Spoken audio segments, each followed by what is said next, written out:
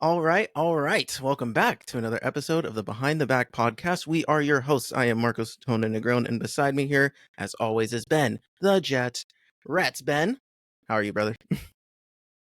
I'm great, man. I'm hiding behind a face of smiles right now. Yeah, you know what? That's fair. But hey, it looks like you added more to the background here. It looks really nice back there. Loving Yes, the sir. gear. Revamped. This is going to be the setup going into the year. This is the little helmet over here, the little football, and obviously still my kicks that you thought were trash, and the awesome little basketball there. But I'm hyped, dude. It's a Heck nice yeah, little dude. setup. No, it looks great. So we're gonna avoid some of your mental frustration now, and we're gonna talk about the Eagles and the Niners, and then we're going to unveil our behind the back pod team of the season, who was slated to miss the playoffs, at least via DraftKings betting odds, who we think could make the playoffs and be a surprise team. So we'll reveal that later in the show.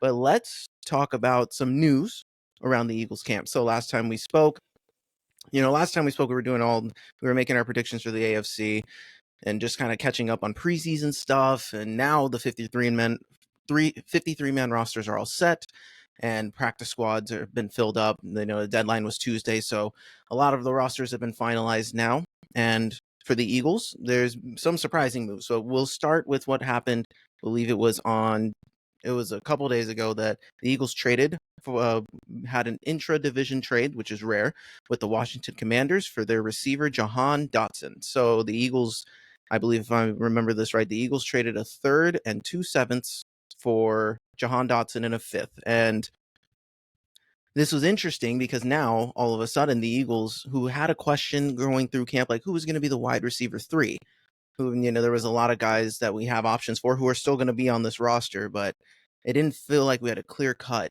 wide receiver three. And then we traded for Jahan Dotson, and he's a third-year player out of Penn State, and he's been in Washington for the past 2 seasons, and his production isn't the best. I mean, he's had I believe it was 84 total catches, just over 1,000 yards, but he has 11 touchdowns in 2 seasons, and he had 7 in his rookie season. So this was a good low risk, high reward move for a young player who's still under contract for at least 2 more years, and he's a first round pick. He was a first round talent, and when you look at some of those highlights, you can tell where the talent is with Jahan Dotson, and then you're just slotting him in behind AJ Brown and Devontae Smith, and you can just imagine a world where Jahan can make an impact as that kind of third guy we've been missing from the receiver role. So I was really excited to get that news right away. So on that note, what do you imagine his role being? I mean, what kind of a season do you expect out of Jahan? Honestly, the funny part is he just needs to deliver exactly what he did in Washington, and we're gonna be just fine. The wide receiver three in this particular offense with all the other skill position players, he just needs to answer the bell when he's called upon. Like, make your catches. He's a really good contested catch guy, and he's capable of operating in the slot or on the outside. He has snaps at both, which is really good in terms of the flexibility of where Kellen Moore can slot these guys on the offense. So they don't really have to adjust much of their plans that they might have already had going in. If they want Devontae or AJ operating in the slot, they can still do that and have Jahan on the outside or have him in the slot. So his role is just going to be make the catches that come your way, and there's not going to be many of them because we still have so much talent around him. But now we have a sense of like a security blanket for a reliable player. Downside for him is that last year he was one of the top 10 receivers in terms of drops and drop percentage. So he did struggle a little bit. And, part of that is on him. And some of his struggles can be related to being on the Washington Commanders and them having poor quarterback play. When he's had Carson Wentz, Taylor Heineke, Sam Howell as and Jacoby Brissett as his throwers, as his passers. And they had good moments, but obviously none of them are at the level that Jalen Hurts is at. So it'll be interesting to see how much they decide to use him. But again, it's a great utility player to have. And if, the worst happens and one of the top 2 guys go down, then he can slide in on the outside and, fill that role too. So I think he's going to be a good decoy too. I mean, because teams can't just, say, well, he's wide receiver 3. He's not going to make an impact. No, he can absolutely make an impact, especially if you leave him unattended. So I think in terms of being an emergency, last second read, or just being that decoy downfield that like, if you're not picking him up, he's going to be wide open, and Hurts will find him. I did find that, speaking of Hurts will find him, I find it interesting the hate around Jalen right now.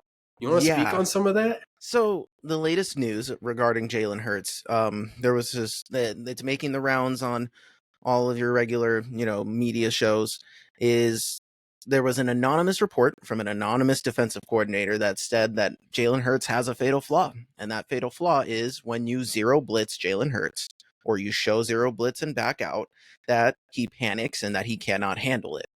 And that person believes that that would be the reason the Eagles don't reach their potential ceiling this year.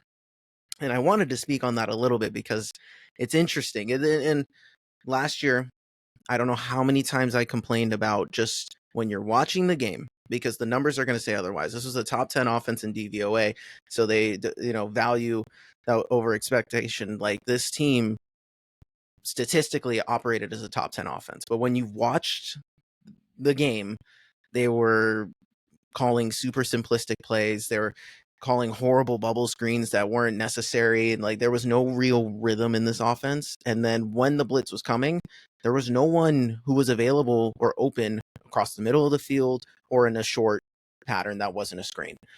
And when you look at Hurts in 2022, the year that we went to the Super Bowl, against zero blitz, Jalen had 10 touchdowns and 2 interceptions and led the league in terms of touchdowns versus zero blitz. Last year, that was not the case. Last year, he had 5 touchdowns and 8 interceptions, which also led the NFL in turnovers for the zero blitz. And again, I think I can't say that it's not all on Hurts, but I can't help but think that the schematic issues that this team had last year had a huge contribution to that. And I think that Jalen is going to be just fine within this Kellen Moore offense. Again, Kellen Moore is going to install things that we just haven't seen with this, the Eagles offense, with motion, snaps under center. It's going to be stuff that caters to Jalen's strengths while also making his job a lot easier by helping the offense be able to read what's coming sooner on the defensive side of the ball. So when it comes to this whole Jalen Hurts nonsense, I think they just want to talk. They want to give them a reason to think why the Eagles might falter this year, and that's going to be something to look out for. Like, the blitz, that was a problem last year, and if it's not corrected this year, then it might just be more than the schematic. So that's going to be something that matters moving forward and something to pay attention to. But I think honestly, very much like in the Josh Allen universe of it all, they want to find reasons for why Jalen Hurts isn't a legitimate quarterback. And that was another thing. They did a player survey amongst, I think it was 103 anonymous players, did a survey, and they rated a lot of different topics, but one of them was the most overrated and underrated quarterback, or player, I should say. And Josh Allen led with the most overrated votes at 11, but tied for second with Tua Tagovailoa at 10 was Jalen Hurts. And I was surprised. And maybe it's the whole tush push of it all. They're thinking that, Jalen's production comes off of a 1-yard play. Like, I can understand that, but I don't know, man. Like, I love it personally because I'm like, you can hate on my quarterback and he's gonna show out this year with all the talent that he has around him, in my opinion. So I love seeing it because I just know that they're gonna get proven wrong this year. Yeah, I was surprised to see Hurts fall to number 2 there, because I thought he was the number 1 overrated, honestly. But so with all the with all the moving parts in Moore's offense, right? Do you think the Eagles are going to hit the ground running in week 1? Do you think there's going to be any adjustment periods throughout the early stages of the season? I think there's going to be an adjustment, but I also think that, and Green Bay is going to be a tough opponent, and we'll definitely dive more into that next week when we discuss week 1 matchups, which we're hyped up for. But I think that this offense was already good with the individual players that we have. So there's safe plays that they're going to be able to run right out of the gate that'll get the ball moving. What like major differences we're going to see, I won't know for sure until week 1, but I think there will be an adjustment period. You have Jason Kelce gone, so you're losing, the timing of it is totally different now. It's more responsibility on Jalen. So that'll be interesting to see how much he's controlling at the line versus Cam Jurgens, our replacement center. How are they working in tandem to make sure their timing is right? And same with the other players, like, with the receivers moving, the timing becomes way more important now. So it'll be interesting to see how that looks when the product's out in the field. I do think there'll be an adjustment period, but I also think that there's too much talent on this offense to not get going. Like I think Yeah. that just press the easy buttons and just move the ball down the field, get comfortable, and then take your shots when need be. Like I can't see a world where this offense isn't at least top 10. So Yeah, it would be, I think, a catastrophic failure if the Eagles aren't a top 10 offense. I mean, 10, it's a lot of teams with high power offense. And obviously, we did a whole breakdown AFC, NFC. We talked about who we think are the top teams. I would be shocked if the Eagles, with who they've got up and down on the offensive end, I'd be shocked if they're on the outside of 10. I did see something that I don't know if it was just in the final preseason game or if it was throughout all of preseason, that none of your offensive line starters got playing time. Was that just in the last game? no, that was the whole offseason, the whole preseason. Like none of the main starters that you saw, Jalen, AJ, Devontae, all of our first string guys didn't play. They didn't play legitimate snaps, and Nick Sirianni, or in the preseason, and Nick Sirianni was asked that question after their last preseason game, and he's like, I believe in that the work that we put in terms of the joint practices with the Patriots, and then they had scrimmage with each other. So it was 11 on 11, first team versus first team, and they treated it as a scrimmage game where they had the time and referees were there and penalties were being called, all that fun stuff. And Sirianni said that those practices plus the joint practices, they felt good with where the first team was at on or at least the first team offense, because that was the first team defense was playing. Vic Fangio, our defensive coordinator, is very is a little more old school, where he's like, I need these guys to get reps. And for the defense, it makes sense. There's way more youth around the defense there. And we needed to figure out where to place a lot of these guys, or where their strengths really are. So I didn't think it was unnecessary to not play our starters on the defensive side of the ball. But on the offensive side, there's just, these guys have kind of been there, done that. And it's not like, the only question mark is going to be the timing of the offensive line and their health. But that was also another thing too. I think the Sirianni's confident enough in what this offense is already able to bring to the table that there wasn't the need to risk putting the players out there when they already felt confident in how Jalen was responding and how the offense was moving during the offseason. Yeah, and I don't think there's necessarily a right or wrong way to do preseason, because you see coaches around the league handle preseason entirely different from top to bottom, from offense to defense to special teams. Like it's completely different. I think from the standpoint you're coming from, especially when you talk about the veterans that you have on the offensive side of the ball, I don't think that's going to affect the Eagles nearly as much as some people think. Now, the reason I brought that up was because it was a talking point in some of the reports that had come out and various posts and whatnot. People are like, are the Eagles going to be a little bit rusty, at least initially, considering they have a new offense that they're working in, right? A new offensive system that they're working into that team, and none of those main guys got the reps to actually get through it. But the realistic part is, if there's a comparison the Niners and Eagles have, it's the way that those two teams practice. It's full speed, baby. It's 100%.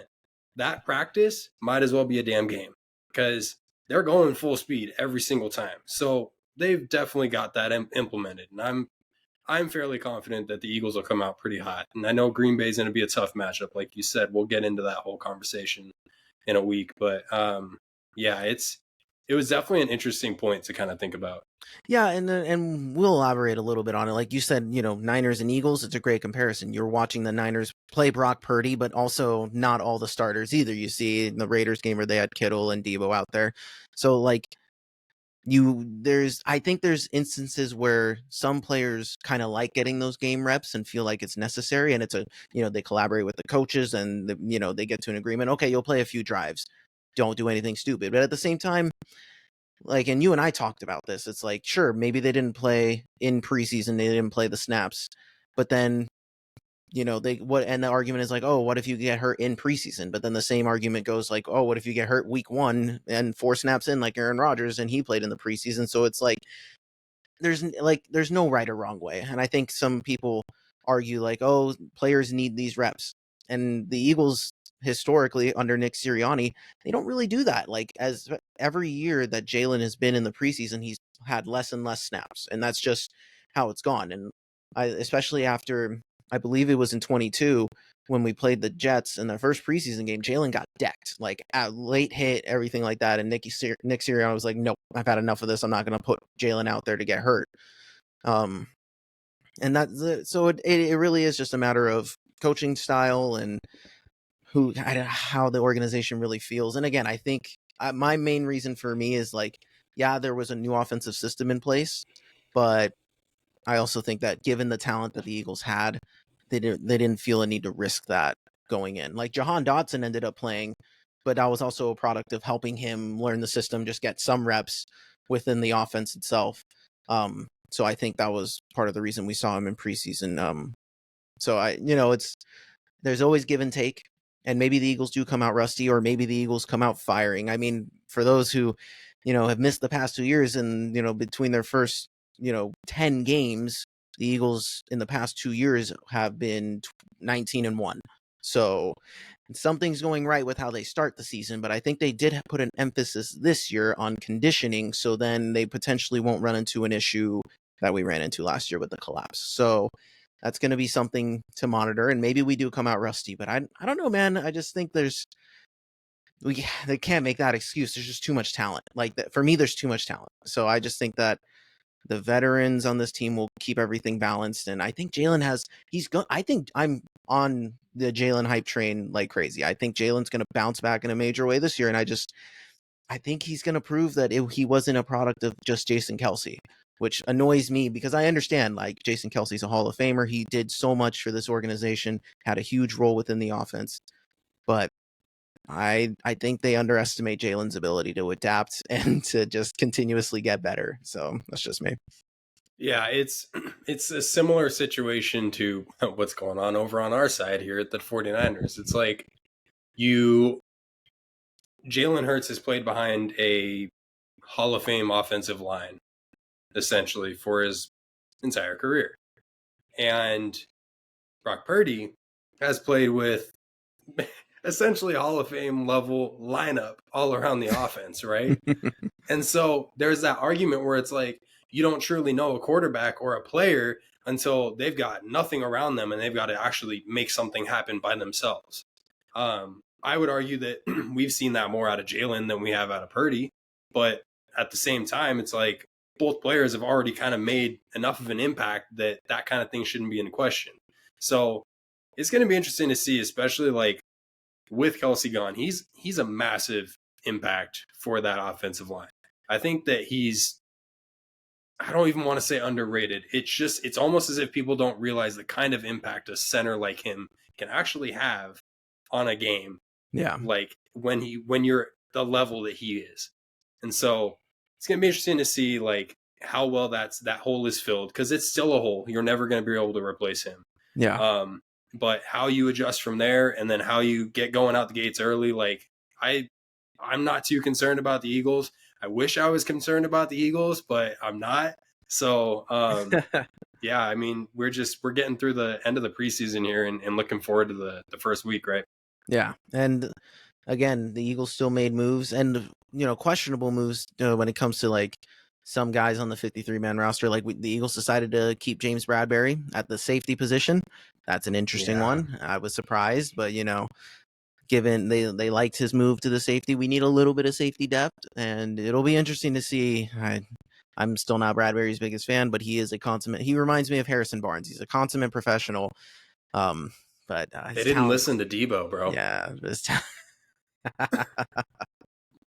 You know what? It's okay. I'm going to let you have it this year when the Eagles dominate in the championship game. Well, we'll see who's laughing then. But but listen, like with the Jahan Dotson move, I feel even more. And again, it's just a guy. It's just a wide receiver 3, right? That's the role that he played in Washington. The only difference is he's on it's the same thing with Saquon too. It's like we're banking on our roster's natural ability to elevate these players who are already talented in their own right. And I just think there's too much talent, and I don't think it's an issue of too many mouths to feed. I think everybody that's here is kind of locked in on the same goal, and that's just getting to the Super Bowl. And I think that's something this team I think we're just gonna. I wouldn't be surprised if. Problem is with this team, this is such a boomer bust team. Like the narrative around these Eagles is, people don't believe that. People believe that Nick Sirianni and Jalen was the main problem together, and that Nick Sirianni shouldn't have been the head coach. And again, at the end of last year, I was one of those people that would have been totally okay if Sirianni wasn't here. But then on the other side of the coin, maybe it was the coordinators and the dysfunction and not having adults that actually knew how to run a system in the building. And now that we have two of them on each side of the ball, will that be enough?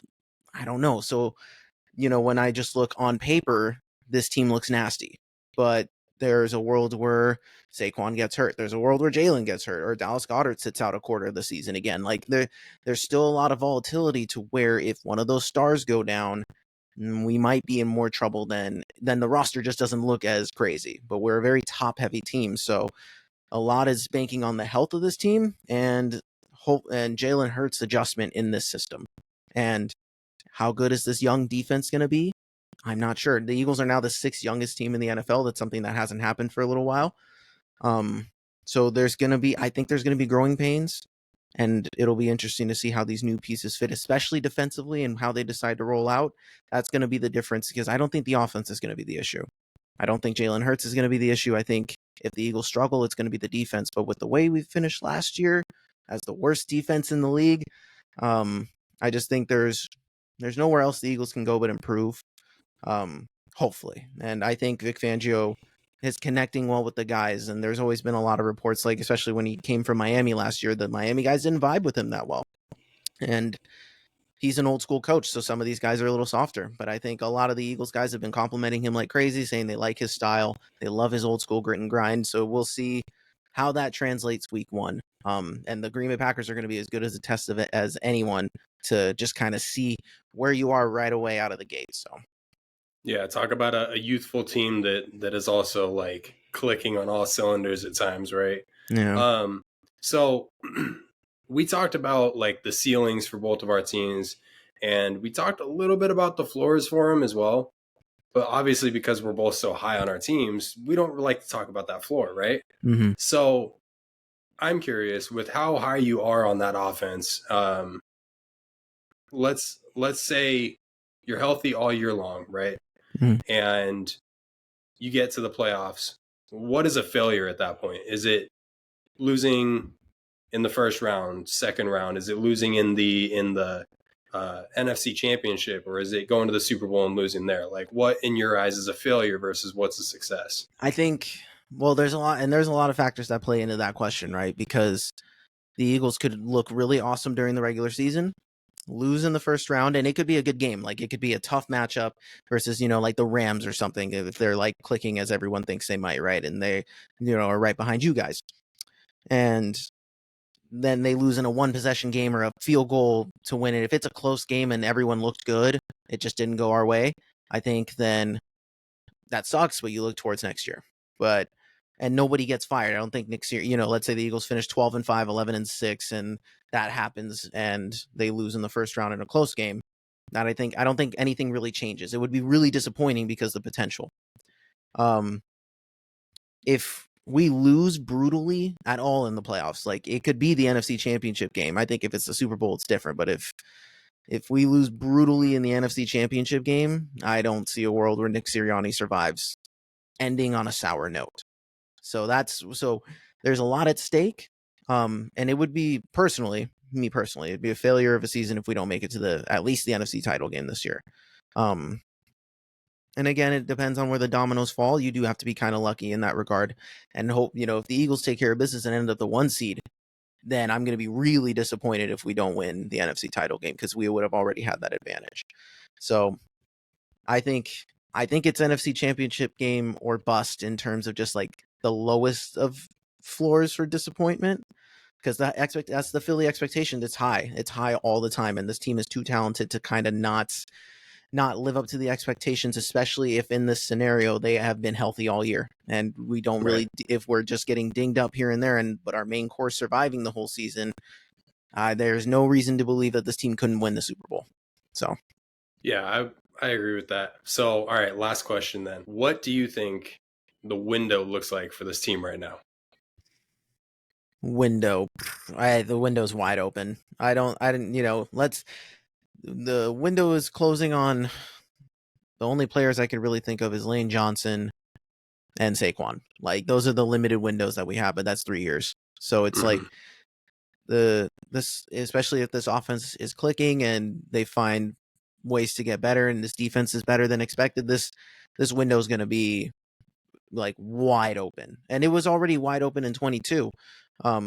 Even with last year, it never felt like the window was shut. This is still too talented of a team. Howie did a good job retaining the stars of this roster and adding youth where we didn't have youth. So I think it, again, keeps the cycle going, and Howie just knows how to keep his team as good as they can for as long as they can.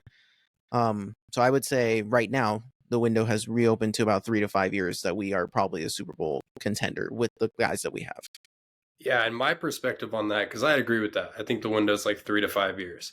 My perspective on that is, I'm not going to say that it doesn't matter what happens in this season, but like, if you make it to the playoffs and you make it to an NFC championship game, for me personally, if you get blown out, you lose 42-0 to the Cowboys or whoever, right? Yeah, the Cowboys, that is a colossal L. That would Never mind. Yeah, that'd be terrible. If you get blown out by some random NFC team in the NFC championship, it's not a colossal loss because you guys still have the essential building blocks going into next year that you don't have to worry about, paying anybody crucial next year. You have everything stacked up for you in that regard. It's just a matter of getting all the different branches around the trunk of it all. Mm-hmm. And for me personally, like, I'm jealous of what you got going on over in Philly because this is what the Niners had for a number of years.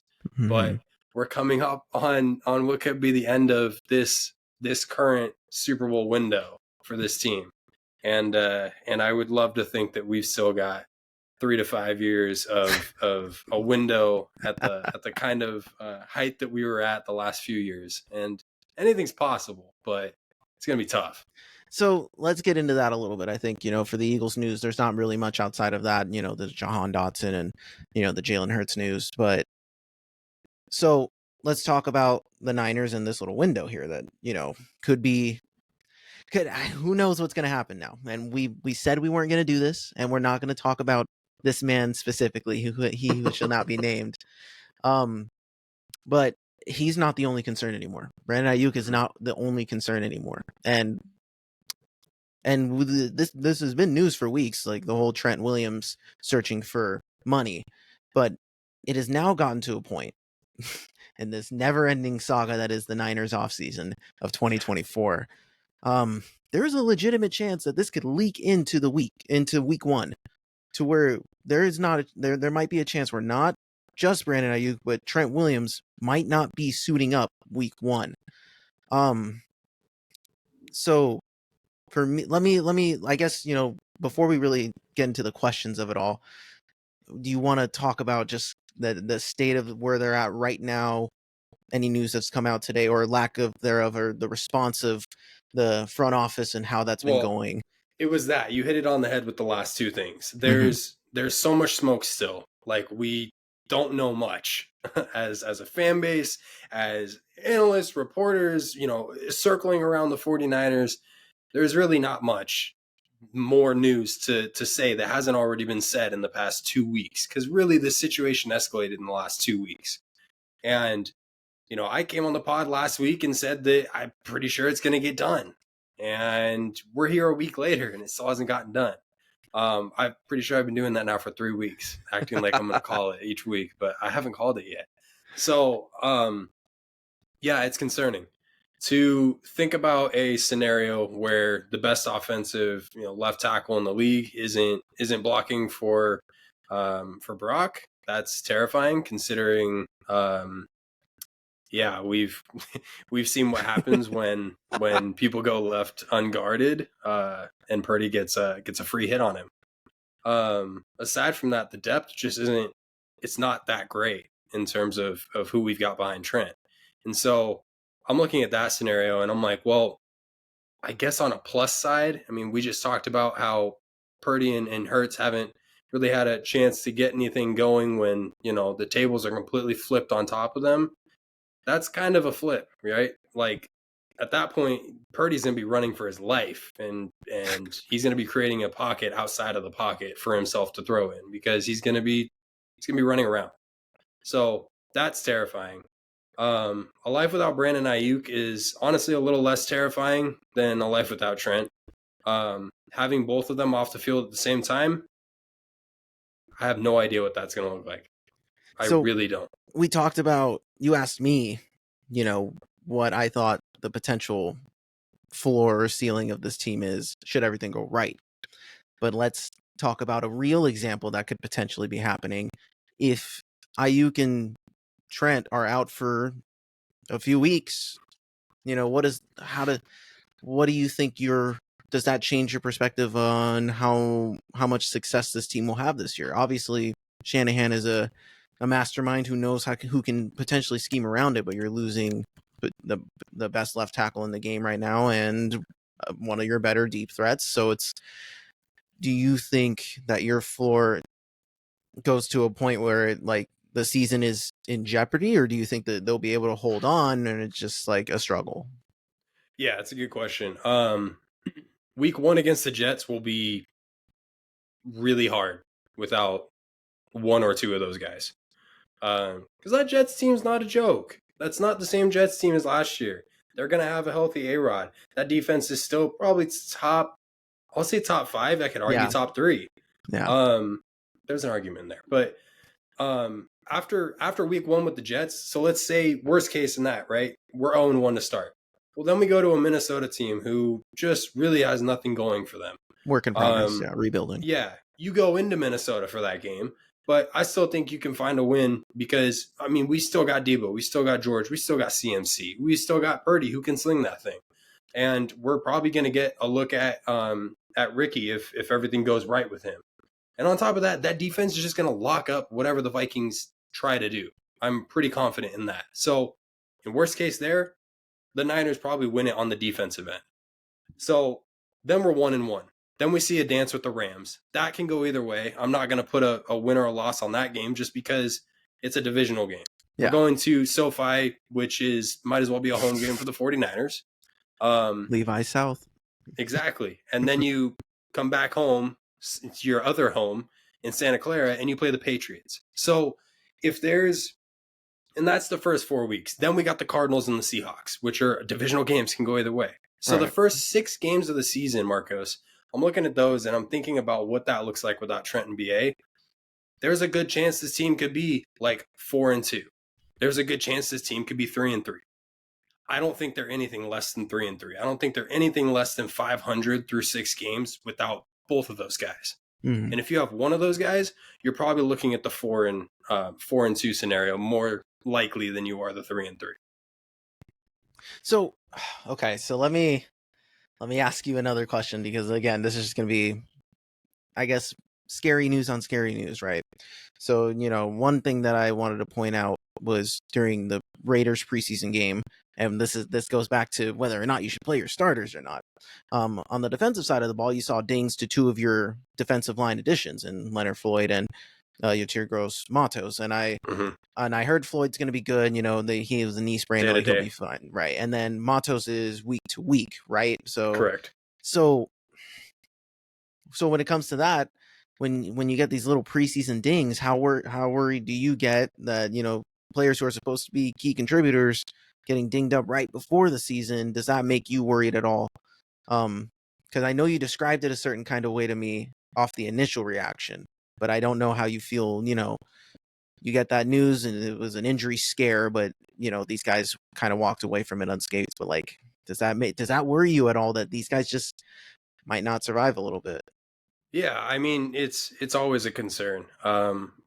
When Leonard Floyd hasn't been injured since 2019 or something like that, it's like, all right, are we actually cursed? Is this really a thing?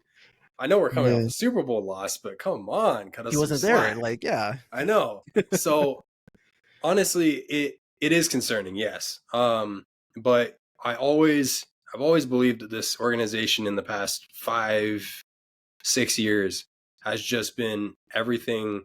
They preach everything about, next man up mentality.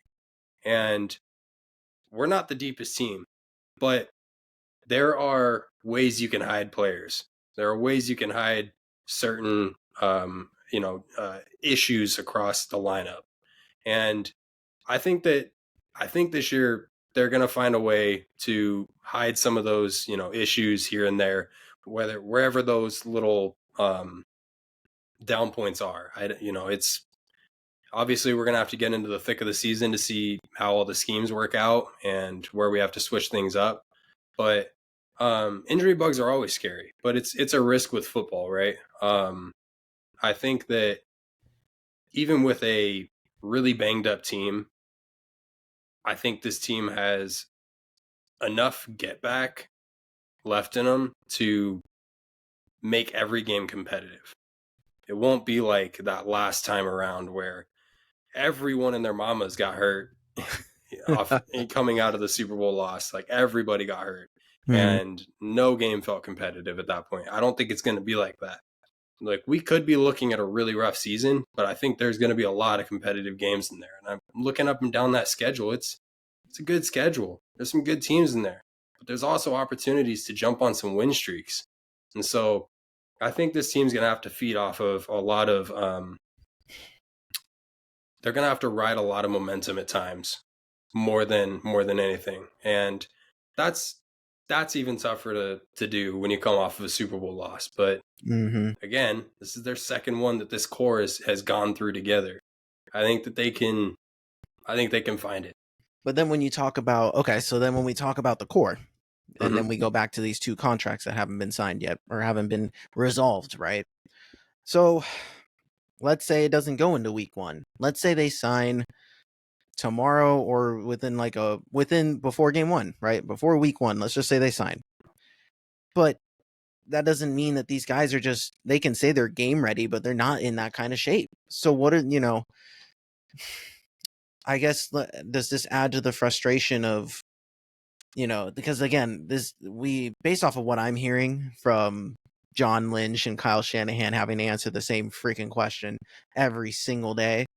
And you can blame as much as you want on the organization. In these contract negotiations, it's 2-sided. But man, like if Trent and Brandon don't come back until sometime next week, right before game 1, how can you expect to throw them out there and them not, there's a very, I forget where I saw this, but I know one of the more common injuries that I noticed come from players who don't sign until late. And like the one that plays in my head was the Darrelle Revis when he signed the max contract for a cornerback at that time. And he waited all the way until right before week 1, and then he popped his hamstring, and then he was basically out the whole year. So it makes me wonder, like these guys didn't take care of business when they should have or could have. And now they're in the spot where even if they do get these 2 stars of their offense back, what are the odds that they actually are there the whole time? So that's just something that worries me. And like with these contract talks, it just must be frustrating. Like I just can't imagine it. It sucks, dude.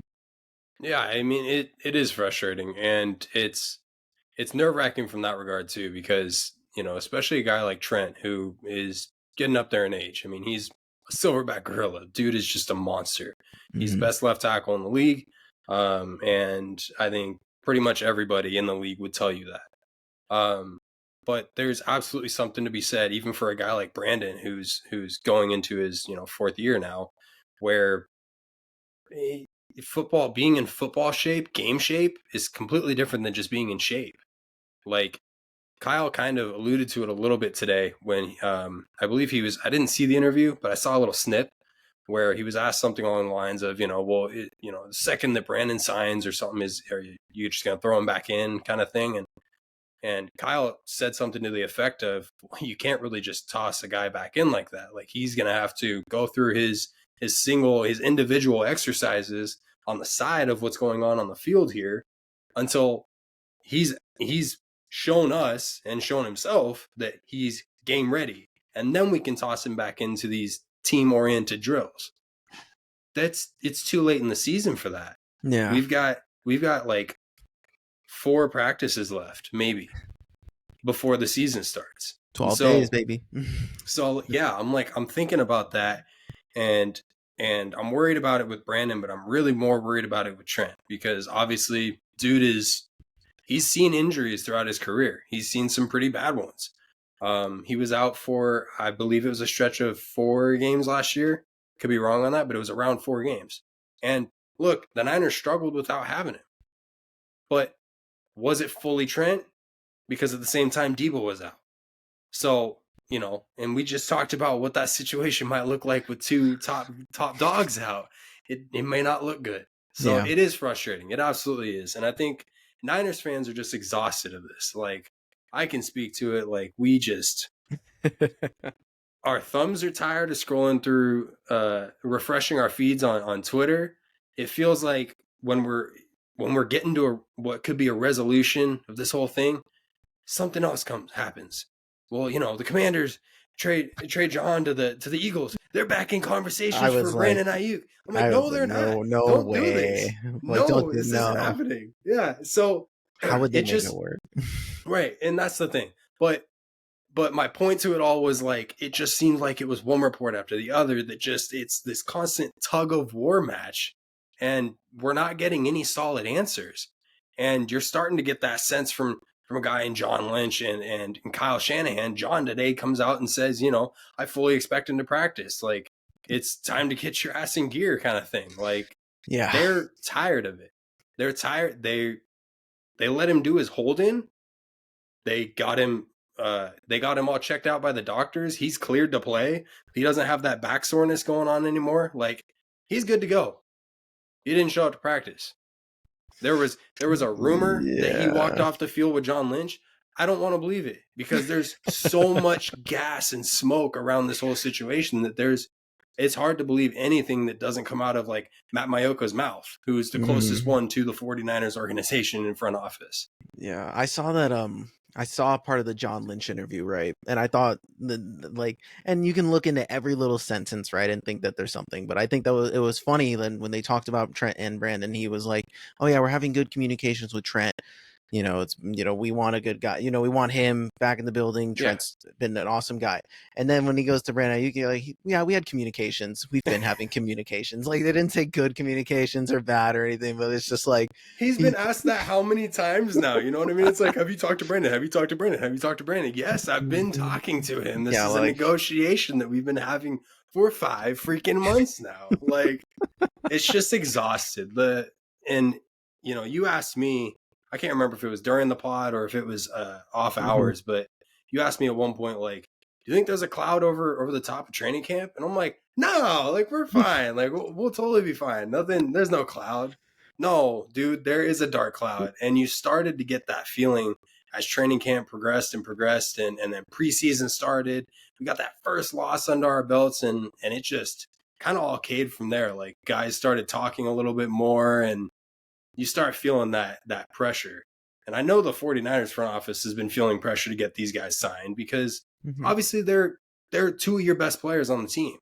You have a lot of best players on the team, but these are 2 guys who can make an immediate impact. They can be the reason you lose certain games and win other games. So to not have them going into week 1, 2, 3, 4, 5, you name it, that's scary. So, okay, we talked a little bit about my quarterback. Let's talk a little bit about yours. On this whole overrated, underrated list, Brock got the most underrated votes, which was wonderful. Good to see. Yes, sir. Don't know how, but it's okay. Whatever. Right. But one thing that I did notice, so the talking point for Jalen, right, throughout camp, which I brought up a couple times, was he wasn't throwing any picks. And a huge talking point for Brock this offseason has been he's been throwing a ton of picks, like a lot of them, like more than anticipated. And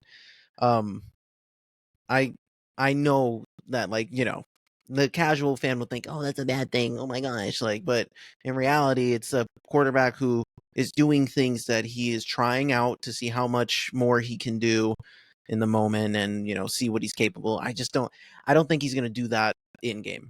But, based off of what you've seen in this offseason and the snaps that Purdy's gotten in the preseason, Are you worried at all about Brock? Are you worried that, man, maybe without Trent or Aiyuk or whatever, are you worried about him specifically going into the season? He had an MVP caliber season. What's the, and it could be similar to Jalen where there's a slight regression a little bit, right? But that doesn't mean he's going to be throwing 15 picks like Jalen. But like, are you worried about things like that? You know what I mean? Is that something that's in the back of your head with all this offseason stuff?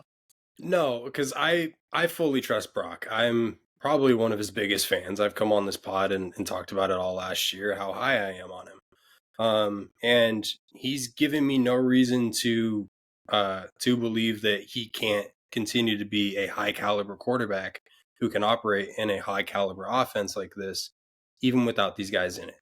I think that we've talked about how crucial Kyle is for Purdy and vice versa, how crucial Purdy is for Kyle. And those two, like, Kyle will know how to put Purdy in a winning position. Purdy will know how to put the rest of the offense in a winning position. And that's why everything clicked the way it did last year. And so you're looking now at what could be a completely different offense, right? You're looking at where your left side is really weak. And so you have to start favoring things more to the right, right?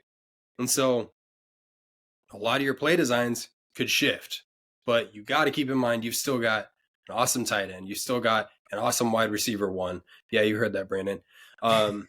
We've got an amazing running back who can push the ball when that game gets down and dirty.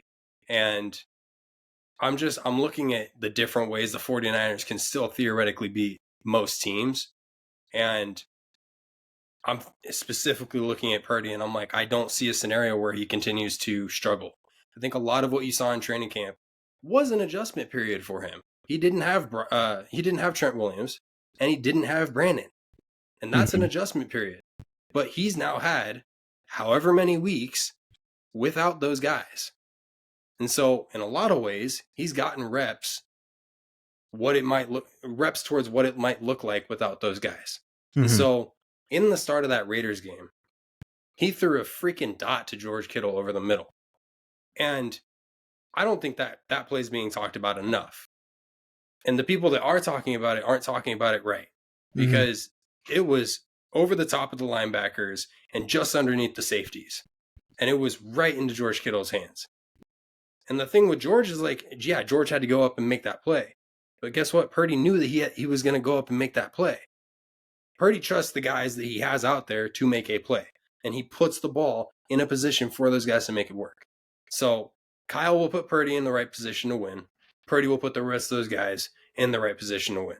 And so ultimately, I have no reason to not trust Purdy. The throws that he was making in training camp, he was probably pushing them a little bit more than he would otherwise in a regular season game. So I'm absolutely okay with that. Don't check it down like check down Merchant over in Philadelphia, throwing 300 passes in a row without an interception. All right. But I'm not tripping about it too much.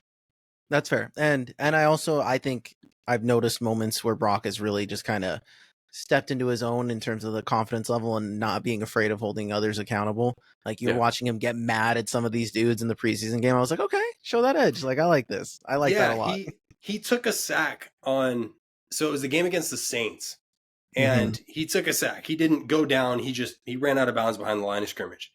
And everyone's like, Purdy looks like crap out there. What is he doing? Blah, blah, blah. Well, that play, I was looking at it. His first receiver, Jacob Cowing, falls to the ground. Second receiver tries to run like a cut route and then cut back out of it. He falls to the ground, or he collides with somebody and falls to the ground. So then Purdy scrambles out to the right, and he's telling, I can't remember who the wide receiver was. I don't think we have him anymore, but he's running down the field, but he's not like taking off. It's either take off or come back to your quarterback. Because what you're supposed to do in that scenario is come back towards your quarterback so he can make a play for you.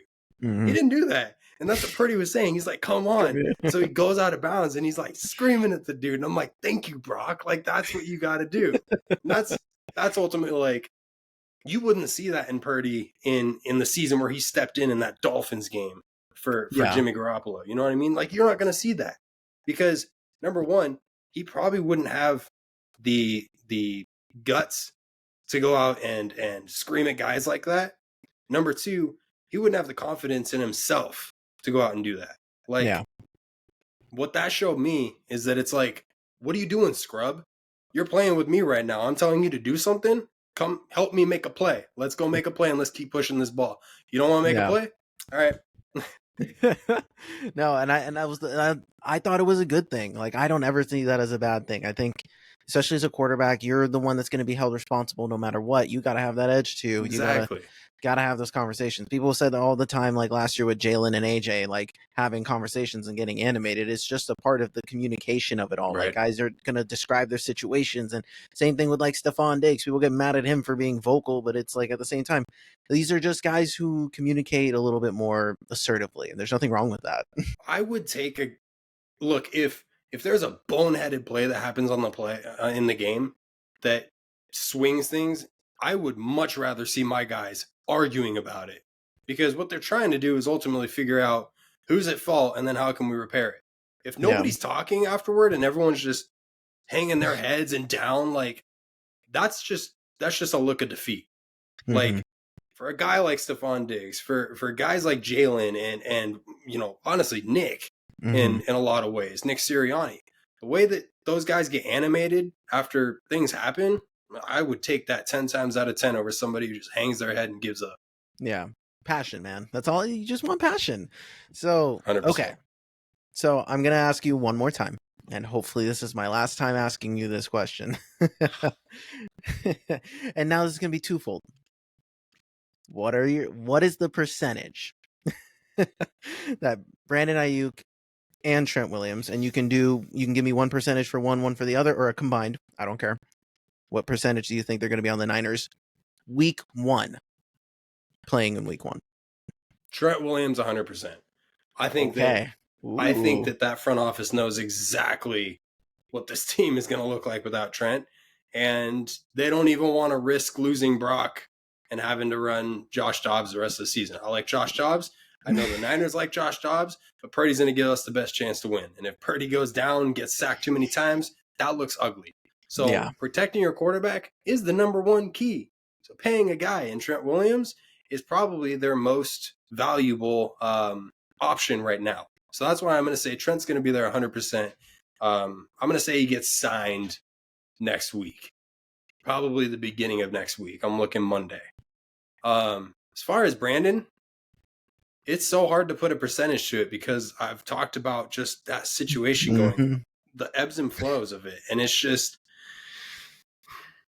that's such a tough percentage. I'm gonna say like 80%. I think it's high. I think something happens. There's gonna be a deal, or there's gonna be a conversation breakthrough where they come to some form of agreement, whether it's to play on his option. I don't know what it looks like, but I think ultimately both those guys will most likely be there for week 1 against the Jets. I think 100% Trent Williams will be there. Okay. And I'm not asking if they're going to play, because I'm just asking if they get signed by week 1, because if they get signed right before, maybe you don't play them just to be safe. Who knows? And then, we'll go from there. But okay, that's good. I think, and I agree, like, especially on the BA front, where the hell is he going to go at this point? Like, the trade value's gone down, the CD Lamb signing kind of ruined it for everybody too. So like, this is just a weird situation for them to be in. And that's the hard part about these things. And that's something that we talk about off-season narratives. This is going to linger into the season regardless of whether these guys sign them or not. Because once you sign them, it's going to be like, couldn't have gotten this done sooner. And right. Then, so it's just, it's a lose-lose for everybody involved at this point. So it's just kind of frustrating. And I can see where Niners fans are, like, I'm looking and seeing how upset everyone is and like the confusion. And it's just like, that's exhausting. I mean, you love it. I just, it's trying to put myself in another person's shoes, which seems impossible because my GM likes a stable environment and signs his guys 2 years too early. So I'm okay with that. What's that like? Peace? No. What is that? You want a calm off season. Like, if the only drama was the whole, are coaches and quarterback getting along, I'll take that over AJ Brown is not coming to week 1. Oh God, I'm in trouble. Like, this is going to be a problem. So it's like, this is nice. I'm hoping, just from a competitive football nerd perspective, that the Niners are at full strength and together. But as a personal vendetta, I couldn't care less what happens. I just feel bad. Again, It's it's fair. about I want the competition. I want the fair fight of it all. I want our teams to duke it out at our absolute best. Especially since there's always a storyline of some sort where one side feels less like there's always a reason why they lost type of stuff, Yeah. and I wanted to just be no questions for either side, and where one team just outclasses the other, and hopefully we get that this year, but I don't know what's going to happen anymore. So I was just thinking about yesterday or the day before, how excited I was for that NFC Championship game, Niners versus Eagles, and the hype around it. And like you and I, we hadn't started the pod yet, but we were so stoked for it because we were low key beefing with each other in the chats, but at the same time, we were rooting each other on because we just wanted to see the NFC Championship matchup. yeah, Then we get there, and then you freaking take out Brock like that. You dirty yeah. Eagles. What is wrong with you, man? I was so upset. Yeah, now the guy who caused that issue is causing problems in the Jets, so I'm okay with it, honestly. Yeah, It'll all well, work because out. he wants money. Yeah. So, okay. I think it's enough of our team. So let's unveil our Behind the Back podcast team of the year that we're going to keep an eye on that's not our own.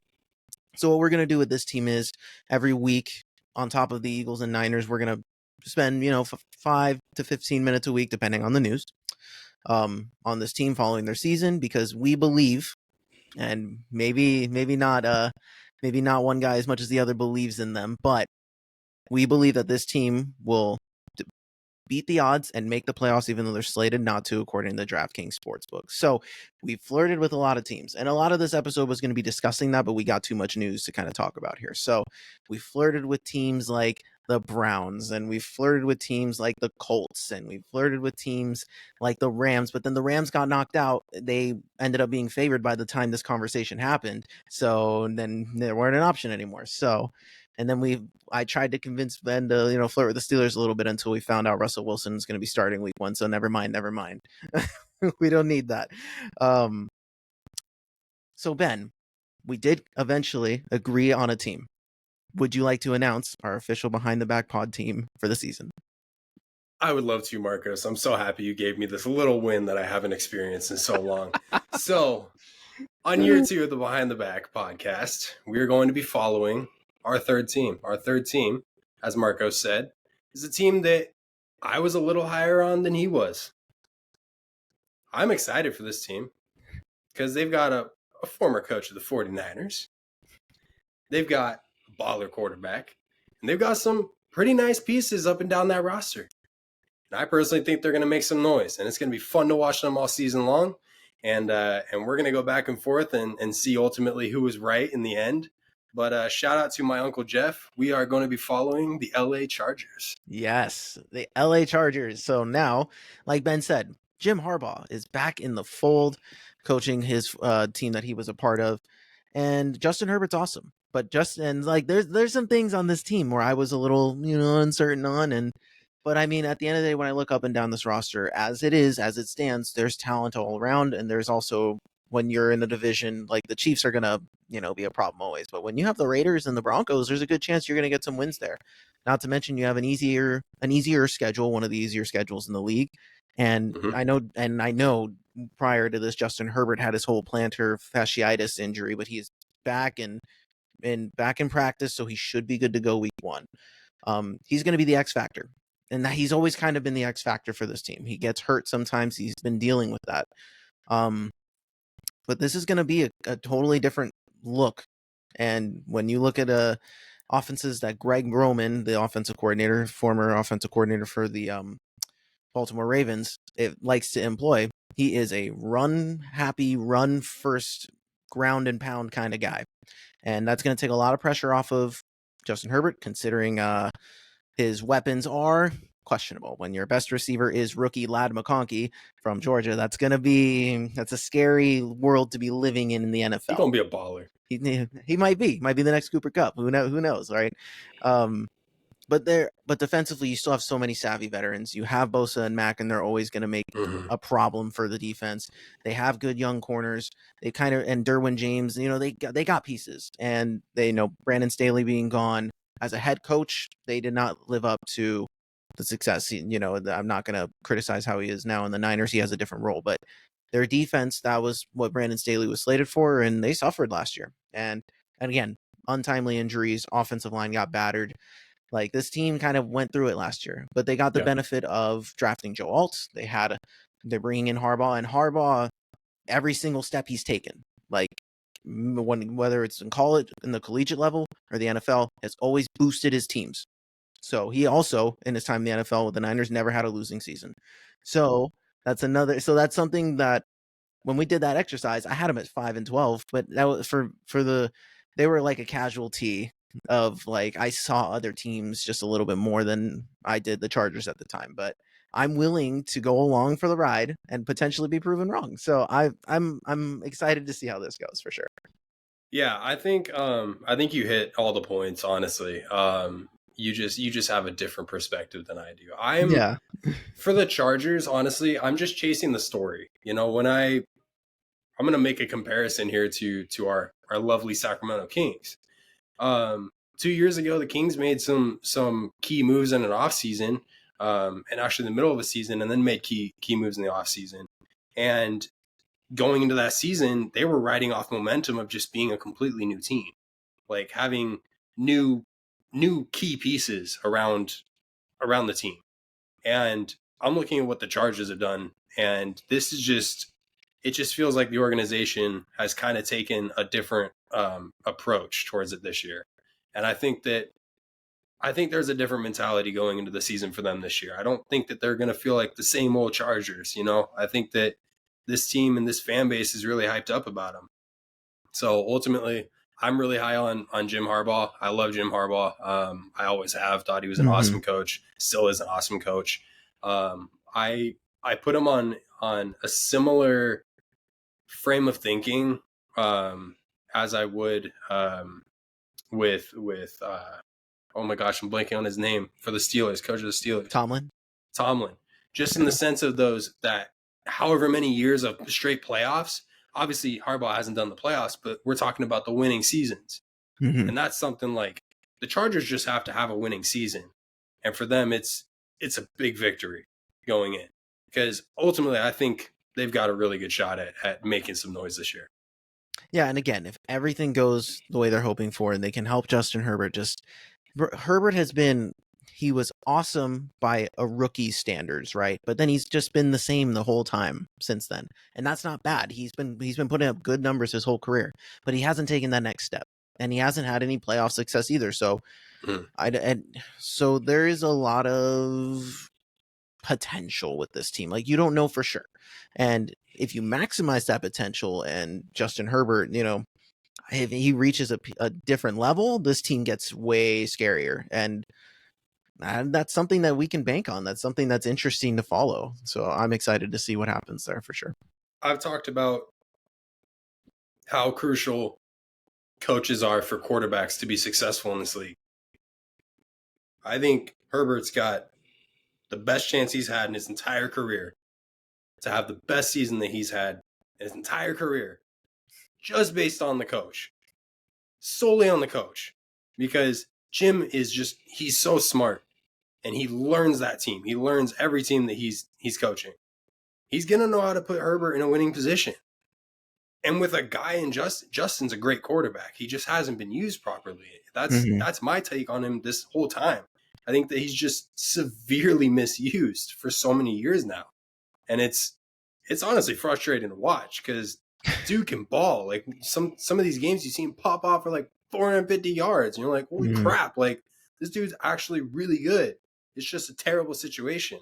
And so I'm really looking at that scenario, like the Harbaugh Herbert, and I'm like, he could make Herbert look like an MVP caliber player. Yeah, and so this is where I'm excited to be on board with this team and just kind of go along for the ride and see just how much of a difference, like, it would just solidify Harbaugh's standing as a true culture setter and culture changer, where he can go anywhere and just make them better instantly. Yeah. So that's the story, the content of it all. I'm really excited to see what happens. So yeah, we will be following this. We'll be following the Chargers, just keeping up on any news that's important. They also signed Taylor. They traded for Taylor Heineke today, so he is their backup.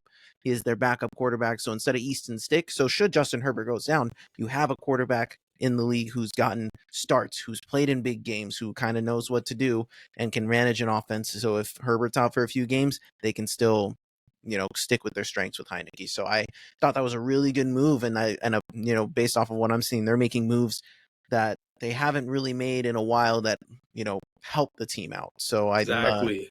So they've been kind of just changing on all fronts, and I think it's been really good for them. So they'll be exciting to watch. So I'm ready to, invest a little bit of time on a team that's not my own. And it is better that they're in the AFC and I don't have to worry about them until later. So yeah, exactly. And just to kind of, allude to the situation. So obviously the first two teams that we're always going to talk about are the Eagles and the Niners. Like those are the front two teams for the NFL for our podcast. Then we're going to get into our third team, which is the Chargers. And it won't be covered nearly as much as we cover the Niners and the Eagles, but we're keeping up with this team because ultimately it gives us something to just, we follow that story like you just talked about, right? And especially the way that we talked about the Chargers when we were breaking down the season and how different our perspectives was it's going to be fun to see ultimately who was right and who was wrong at the end of this thing. Yeah, and I'm most excited about that, and I think that might be the trend moving forward because I think it was, and that was also part of our reason we were probably gonna select the Rams had they not been a part of this process, had they not gotten removed, because we were so opposite on them, and I see holes that you don't or you don't feel is the same way. So, secretly we'll probably be keeping an eye on that too. But it'll be interesting to see for the Chargers, just I wouldn't say like who's right and who's wrong, but more just like this also gives us a team that we get to, say, hey, we picked this team. They're not supposed to make. Now, granted, full transparency, this team has the highest odds out of all those remaining teams based off of DraftKings Sportsbook to make the playoffs. They were plus 100, so that's nothing, right? But they still count this exercise as an underdog who's slated to miss the playoffs. But in reality, they were the best option here. But there's also, again, boom or bust. Like things, it could go either way with this team depending on who stays healthy and who doesn't. We are a week away. We are hype me up. I'm ready. 9 days, 10 days away from the season, dude. I can't believe how quick and yet so slow this off season has gone by, but we're finally here. Yeah, Eagles football a week from Friday, which is weird to say that it's a Friday night game. That's something I gotta pay attention to. So that's gonna be a thing for the whole season. No, or is it just the early and then the late stages? It was just because like Christmas time, holiday time, we're gonna see weird days. Like I know Wednesday's a game for Christmas because Christmas is Wednesday, so they're gonna have games on Wednesday.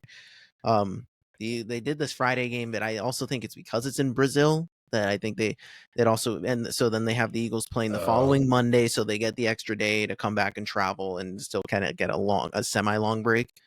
So it's weird. I'm not. So we're going to see, that's the thing with the schedule this year. We're going to be seeing a lot of different games because schedule makers didn't care. They want the most money that they can possibly funnel through and get the most high profile matchups they can. Of course. So I'm not sure. But this will be, I don't know if this will be the only Friday game this year, but it's going to be one of the few ones that there are. And for those who don't have Peacock, go get Peacock if you want to watch this game, unfortunately, because that's the only way to watch it is with these streaming services. So that's another, trend that is a little bit annoying, and I wish they just played it on a consistent national media. It's not a little bit annoying. It's really annoying, dude. Yeah. With how expensive everything is now, like with all the streaming sites, you mean to tell me I can't just watch them all on one? All right. But hey, we got YouTube TV this year. We're ready to lock in, watch the multi-screen go crazy. We're going to be inputting a lot of information. We're ready for it. But yeah, we're close, dude. It's a week from technically first game one, Ravens and Chiefs, a week from tomorrow.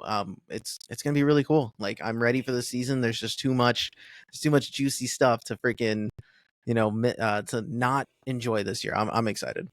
Yes, sir. Yes, sir. All right. Any final thoughts before we head out here? Nah, dude. Let's get it. Let's get it. All right. This was episode 55 of the Behind the Back podcast. You can hit us up at behindthebackpod13@gmail.com or hit us up on any of our social medias that is above here. And for all you audio listeners, the descriptions for each are down below.